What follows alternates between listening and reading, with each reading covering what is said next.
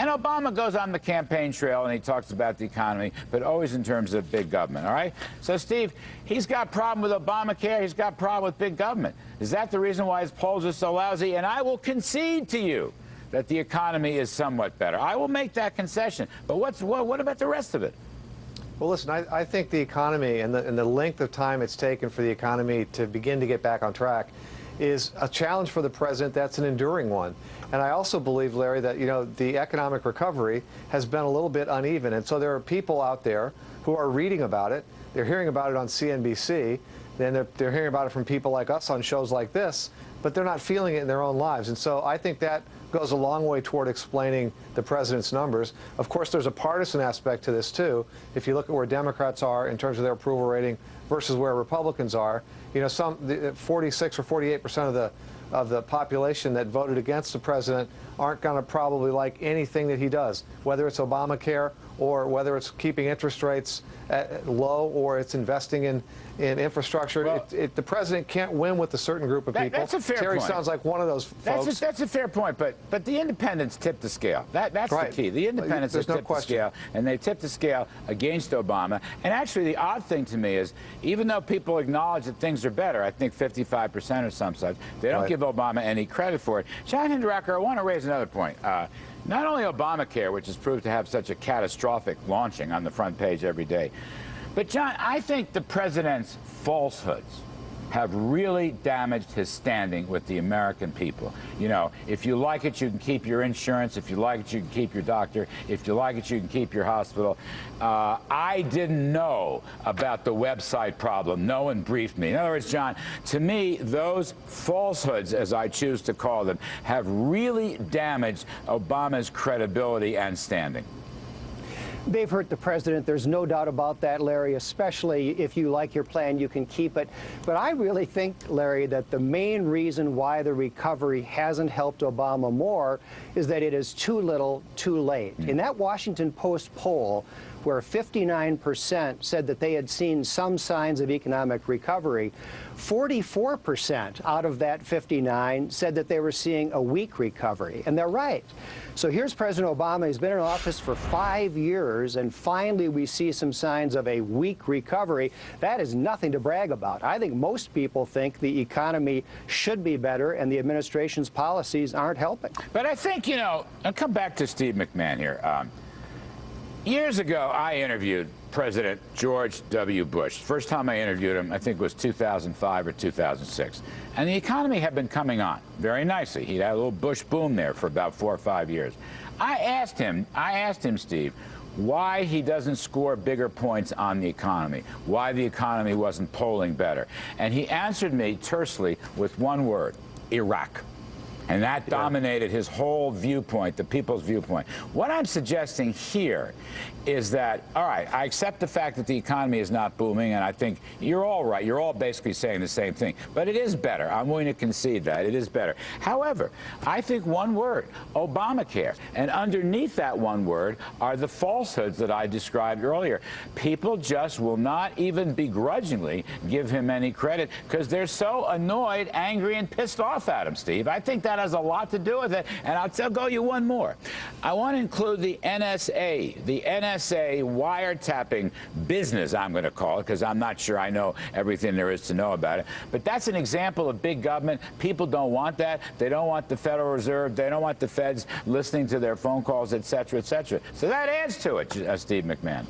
Yeah, and in fact, the NSA is a great example of where, you know, I agree with you. I think the NSA is a challenge for this administration. He came into office promising to undo the policies that he objected to as a senator, and now he's embraced them as president. I think probably for good reasons, but that doesn't change the fact that he looks a little hypocritical, I hate to say it.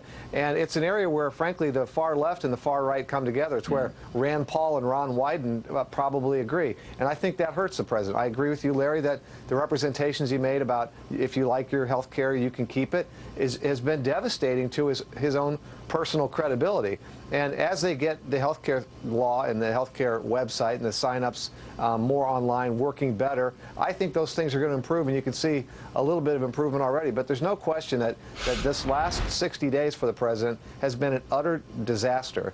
And the NSA rulings that came out of the court or the suggestion that the NSA program was unconstitutional the other day, is going to put pressure on him from the left, which he's not used to enduring, and it's going to create additional challenges. And this new task force is what they want to reform the NSA, and the NSA is part of it, so it's not only Obamacare. But you know, Terry Jeffrey, look. 50% of Americans own stocks directly or indirectly. They own it through pension funds, they own it through 401ks, or they own it through a brokerage account. So actually, the stock market rally has, to some extent, affected the middle class. You're knocking out a couple of 100,000 jobs a month now. Right? I'm not going to be partisan. The numbers are the numbers. And those are better numbers than they were 2, 3, 4 years ago. And yet he continues to plunge in the polls. So I want to ask you, is his Iraq Obamacare? Is that what's going on here? And then somehow you heap on the falsehoods and even the NSA. But particularly, is his Iraq going to be Obamacare? Because if that's the case, Terry, he'll never get out of this. He will never get out of this, and he will be a hindrance, not a help, to his party in the midterm elections. Well, Larry, I don't think it's as severe as Iraq was for President Bush back in 2006 in that midterm election when the Democrats took back the House. I think a lot will depend on how the Republicans in the House of Representatives now deal with issues. If they, for example, provide a pathway to citizenship, i.e. amnesty for illegal aliens, that will depress enthusiasm among their base and distract from Obamacare. Politically, the Republicans want to keep the focus on Obamacare. I think Obama doesn't want to. That's why he put the employer mandate off until the year after the midterm election. So to the degree that Obamacare is the focus, it's bad for Obama. All right, and John Hinderaker, I want to wind up with you on this. I think there's one other element that really kills this guy, even while the economy is improving. I don't think the public believes he has the executive managerial skills to run his job. You know what Bob Woodward said the other day, the reason there was a budget agreement was because Obama wasn't involved. And I think the public sees with some clarity, John, that this guy, whatever the merits, he has merits. I'm not going to trash him completely. He has merits. But one of them is not management, the other one is not executive skills, and another one is not deal making. I think that hurts him too. I think you're exactly right, Larry. I think that as a manager, people have figured out that Barack Obama, frankly, is an empty suit. He's had a very difficult time realizing his objectives. The Obamacare, and, you know, things like Obamacare really hurt when they resonate and they confirm something that people already suspected. And I think people already were suspecting that Obama didn't really know what he was doing as an executive. And I think Obamacare has confirmed that in spades. Not once. I'll just add this. Larry, Steve McMahon, I know you're not happy with me, but I'm going to no. I'm going to add this. I'm going to I'll give you a chance to respond. This budget deal, all right, with Senator Murray and Congressman Paul Ryan, okay? I know it was a small deal, not a big deal, but nonetheless, it was a deal, okay? And the Bob Woodward throwaway, I think, has a lot of merit. This is the first time you've seen a true bipartisan deal of any kind in the Congress in the Obama era. This is the first time. I know it's small potatoes, but it's the first time. And I think because the president wasn't involved, people were able to do that. The final vote, I think, was they got 9 or 10 Republicans. I'll give you the last word, Steve McMahon. But I think the president's lousy management skills have really, it's a chicken that's come home to roost. Okay, well, listen. Let's not pretend like the president was sitting there designing the website. So it's not a managerial indictment of the president as much as it is of the people who are designing the website. With respect to the bipartisan deal, Larry, the last big one was last January when it was Mitch McConnell and Joe Biden who did it. So the administration jumps in when they have to. They don't jump in every single time. And finally, let's not forget the Republicans' proclivity, which we might see again as early as February, to stick a gun in their mouths and shoot their heads off. and when they start negotiating over the debt ceiling, and are we going to raise the debt ceiling or are we going to default on our debts, and they start trying to hold the president hostage, and he says, no, we're not going to do that.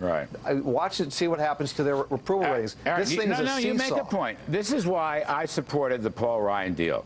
All right, it was a 70% deal on the sequester, but it stopped all the shutdown talk. And I'm going to support a deal. There's going to be a deal. It may not come as soon as February, but you're right. That's going to be another test. We will see. Anyway, gentlemen, appreciate it very much. Steve McMahon, John Hinderaker, Terry Jeffrey, you're all terrific. Now.